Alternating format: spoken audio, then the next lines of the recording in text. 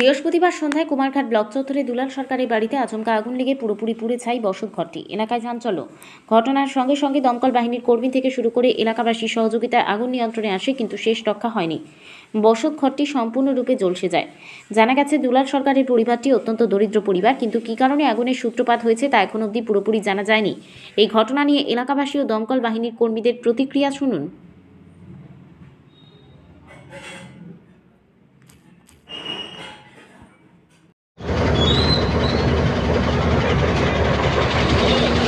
একটা কল এসে যেখানে একটা আগুন লাগছে, তো আমরা এলাম সঙ্গে সঙ্গে আয়া এখন আগুনটা নিভাইছে আর কি। আচ্ছা, কোন এলাকাতে হয়েছে? এটা ব্লক চৌমনি। আচ্ছা, ব্লকের কাছে। কার বাড়িতে আগুন লাগছে? সম্ভবত দুলাল কি জানি, দুলাল সরকার, প্রাথমিক সূত্রে জানা গেছে।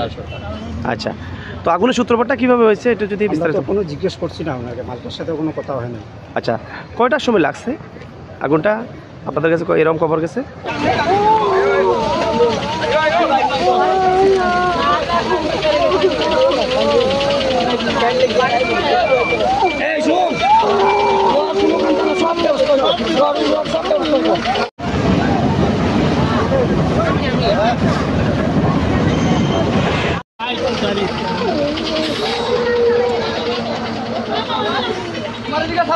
একটা কল এসে যেখানে একটা আগুন লাগছে, তো আমরা এলাম সঙ্গে সঙ্গে আয়া এখন আগুনটা নিভাইছে আর কি।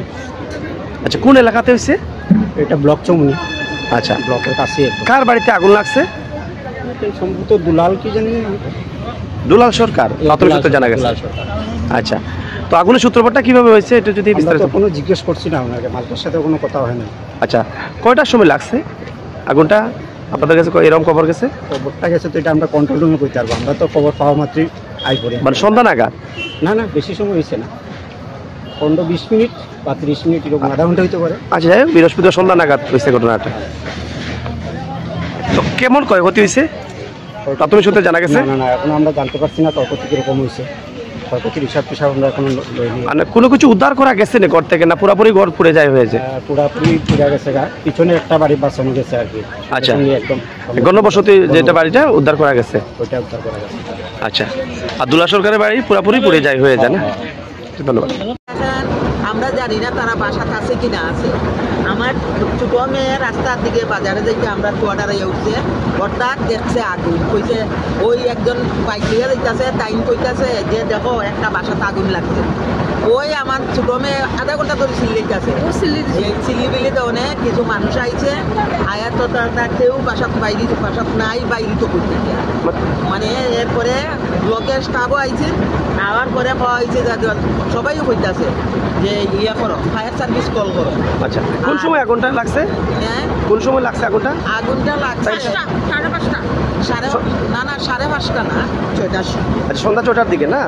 আচ্ছা, কার বাড়িতে আগুনটা লাগছে? এটা হইল দুলাল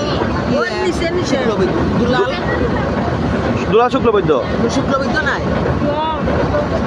আচ্ছা, স্পেসিফিক নামটা আপনাদের ইয়ে আছে না? দুলাল নামে চিনেন? আচ্ছা, টাইটেলটা আপনাদের জানা নেই? আমরা আচ্ছা, কি থেকে আগুনটা সরকার, তারা সরকার দুলাল সরকার, দুলাল সরকারের বাড়িতে? হ্যাঁ, দুলাল সরকারের বাড়ি। আচ্ছা, কি থেকে আগুনটা লাগছে জানা আছে আপনার? তা আমি কইতে পারতাম। আচ্ছা, তো মানে কিছুদিন আগেও তারা করার কোন এলাকাতে তাদের বাড়িটা? হ্যাঁ, কোন এলাকাতে বাড়িটা? বাড়ি তো তারা ওইতো কুমারঘাট ব্লকের পাশে। ব্লকের পাশে, অথচ এটা ব্লকের জায়গায়, মানে অন্যর আওতে আছিল বিক্রি। আচ্ছা, আপনারা কি এখানে স্থানীয় এলাকাবাসী? আমরা কোয়ার্টারও থাকি, আমি ওই ব্লকে যেখানে আগুন লাগছে পাশেই আপনাদের ঘর? এর কারণে আমি মানে খুব কাঁদছি।